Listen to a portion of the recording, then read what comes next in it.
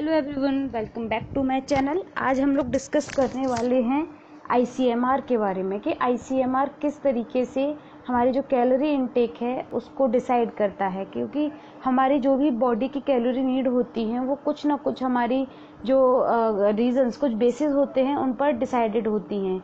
जैसे कि हम जानते हैं कि जो कैलोरीज की नीड है वो हर पर्सन की अलग अलग होती है, या फिर हम यही ले लें कि एक नॉर्मल लेडी या फिर एक लैक्टेटिंग मदर की जो कैलोरी नीड है उन दोनों में काफ़ी डिफरेंस होता है। तो इनके कुछ बेसिस होते हैं, आज हम इन बेसिस को जानेंगे। पहला बेस है इसका फिजिकल वर्क, सेकंड है body size, third we will discuss about age and sex, fourth है साइकोलॉजिकल स्टेजेस एंड फिफ्थ है हमारा वेदर एंड एनवायरनमेंट। ये पांचों ही वो फैक्टर्स हैं जो हमारी कैलोरी इनटेक को इफेक्ट करते हैं, या फिर जिनके कारण हमारी जो कैलोरी इनटेक है उनको निर्धारित किया जाता है। फिजिकल वर्क में हो सकता है कि मतलब इसमें तीन तरीके के फिजिकल वर्क को तीन पार्ट्स में डिवाइड किया गया है। बेसिकली फर्स्ट है हमारा सेडेंट्री वर्कर, मींस आप बहुत ज़्यादा आपकी बॉडी से काम नहीं लेते। जो लोग ऑफिस वर्किंग हैं, जो लोग ऑफिस जाते हैं और जिन पर बहुत ज़्यादा फिजिकल लेबर का काम नहीं है, वो सेडेंट्री वर्किंग में आते हैं, जिनका पूरा दिन बैठे बैठे निकल जाता है। तो उन लोगों की कैलोरी इनटेक कंपैरेटिवली अदर्स कम होता है। उसके बाद आता है हमारा मॉडरेट वर्किंग वो पर्सन होता है जो हालांकि अपना ऑफिस वर्क तो करता ही है, साथ में वो या तो एक्सरसाइज करता है या अपने जो डेली घर के काम होते हैं जैसे क्लीनिंग का काम है, मॉपिंग का काम है, ये सारे करते हैं। तो वो मॉडरेट वर्किंग में आ जाते हैं, क्योंकि वो अपनी फिजिकल एक्टिविटी भी कर रहे हैं और साथ में अपना जो वर्किंग है वो वर्क्स भी कंप्लीट कर रहे हैं।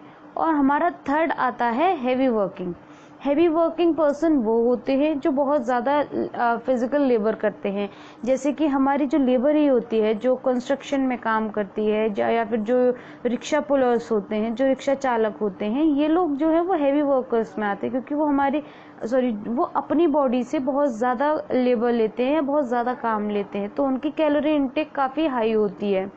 इसीलिए फिजिकल वर्क के बेसिस पर भी जो हमारी कैलोरी इनटेक है आईसीएमआर ने उनको अलग अलग निर्धारित किया हुआ है।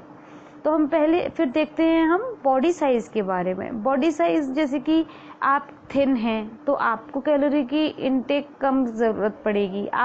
आपकी जो आपकी लंबाई है, चौड़ाई है, जो आपका कद काठी है, इन सारी चीज़ों पर काफ़ी डिफरेंस पड़ता है। अब मैन और वुमेन की बॉडी हो, चाइल्ड की बॉडी हो, गर्ल की बॉडी हो, बॉय की बॉडी हो, ये सारी चीज़ें जो है वो कैलोरी इनटेक को इफ़ेक्ट करती हैं। ऐसा नहीं हो सकता कि जो पोर्शन एक मैन इनटेक कर रहा है वही पोर्शन एक वुमेन भी ले सके, क्योंकि दोनों की जो बॉडी है, बॉडी का जो स्ट्रक्चर है वो डिफरेंट है। तो उसके बेसिस पर हमारा जो इनटेक है वो चेंज हो जाता है। फिर आता है एज एंड सेक्स। हमारी हर एक एज ग्रुप का जो कैलोरी इनटेक है या फिर जो उनकी कैलोरी की आवश्यकता है वो अलग अलग होती है। चाहे आप जेंडर के बिहाफ पर ले लीजिए और चाहे आप एज के बिहाफ पर ले लीजिए।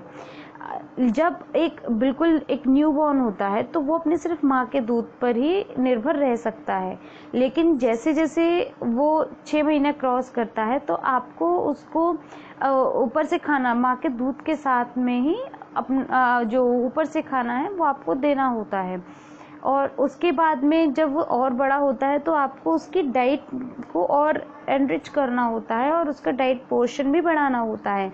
उसी तरीके से जैसे एक हमारा वो बनता है, हमारा एक पहाड़ जैसा कहें हम, उसे प्लेट्यू स्टेज नहीं, मतलब उसे अगर हम कहें कि पहले हमारी नीड जो थी कैलोरी की वो कम थी, उसके बाद बड़ी फिर उसके बाद जब हमारे जो एजिंग आती है, जब बुढ़ापा आता है तो उसकी नीड फिर डिक्लाइन होने लगती है, फिर कम होने लगती है।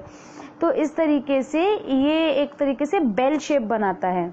बेल शेप में आपकी पहले नीड कम थी, फिर एक टाइम पीक पर आई, फिर उसके बाद वहाँ पे प्लेट्यू स्टेज आएगी, क्योंकि एक एडल्टहुड में आपको कुछ टाइम तक आपकी सेम नीड रहती है, फिर उसके बाद फिर वो डिक्लाइन होने लगती है as you goes through the ageing. तो आप उसके अकॉर्डिंग आपकी जो नीड है वो अलग अलग चेंजेस होने लगते हैं। उसके बाद आता है हमारा साइकोलॉजिकल स्टेज। साइकोलॉजिकल स्टेज में डिपेंड करता है कि आप किस तरीके से आपके जो मूड्स हैं या फिर आपकी जो इस समय आपकी जो मनोदशा है वो किस प्रकार की है, उसके आधार पर भी आपकी जो कैलोरी की आवश्यकता है वो बदलती रहती है। आपने देखा होगा कि जैसे किसी के घर में कभी किसी के देहांत हो जाता है, मृत्यु हो जाती है, तो उन लोगों के घर में फूड बहुत कम बनेगा, ज़्यादा चीज़ों का इंटेक नहीं होगा, क्योंकि they are psychologically feeling low, उनका मूड अपसेट है। वहीं पर जब किसी घर में शादी होती है तो हर 2 घंटे में, हर 3 घंटे में उन लोगों के कुछ ना कुछ खाने को बनता है। मतलब अगर आप रेगुलर डेज में भी लें तो आपको हर 2 से 3 घंटे पर भूख लगती है। तो इस हमारी जो साइकोलॉजिकल स्टेजेस हैं वो हमारी जो फूड इंटेक है, जो हमारी कैलोरी इंटेक है, उसको भी इफेक्ट करती हैं। उसके बाद आता है हमारा वेदर एंड एनवायरनमेंट। वेदर और एनवायरनमेंट हमारी जो फूड इंटेक है, हमारी कैलोरीज हैं, उसको बहुत इफेक्ट करता है। क्योंकि जैसे आप देखें रेनी सीजन आता है तो यू लाइक टू कंज्यूम भुट्टा, जो भुट्टा होते हैं, कॉर्न होते हैं वो, या फिर आपको मन करता है कुछ मगोड़े खाने का या पकोड़े खाने का। या फिर वेदर चेंज होता है, जैसे बहुत ज़्यादा गर्मी आती है तो यू स्टार्टेड फीलिंग कि कुछ लाइट होना चाहिए, कुछ ठंडा होना चाहिए। वहीं सर्दियों में आप हमेशा पराठों की तरफ अपने आप को इंक्लाइन देखते हैं। तो हमारा वेदर और एनवायरनमेंट जो है वो भी हमारी कैलोरी इंटेक को इफेक्ट करता है। जैसे कि सर्दियों में आप बहुत ज़्यादा पराठे खाते हैं तो उससे क्या होता है, आप ज़्यादा फैट कंज्यूम कर रहे हैं। अगर आप ज़्यादा फैट लेंगे तो वो आपके बॉडी में एडिपोज टिश्यूज़ के फॉर्म में स्टोर हो जाएगा, जिससे कि आपको जो सर्दी है वो कम लगेगी। क्योंकि जो फैट है वो हमारे सर्दी को, मतलब हमारे जो एटमॉस्फेयर का जो ठंडापन है उसको, बॉडी टेम्परेचर को, उसको अंदर गर्म रखता है हमारी बॉडी को, बाहर के टेम्परेचर को अंदर नहीं मतलब ट्रांसफ़र होने देता है। तो हम लोग सर्दियों में ज़्यादा खाते हैं। हम लोग सर्दियों में हमारा मूड है वो अलग होता है फूड के लिए। इसीलिए वेदर और एनवायरनमेंट हमारे फूड की जो डिमांड्स हैं, हमारी जो कैलोरी इनटेक है, उसको हम चेंज कर देता है। इसी तरीके से आज हमने जाना कि हमारा जो ICMR है उसने किस 5 बिल्कुल बेसिक पार्ट्स पर हमारी जो कैलोरी की नीड है उनको डिसाइड किया हुआ है। आई होप आपको मेरी ये छोटी सी वीडियो पसंद आई होगी। अगर आपको ये पसंद आती है तो प्लीज़ इसे लाइक, शेयर और सब्सक्राइब करें। ये बिल्कुल फ्री है। Thank you.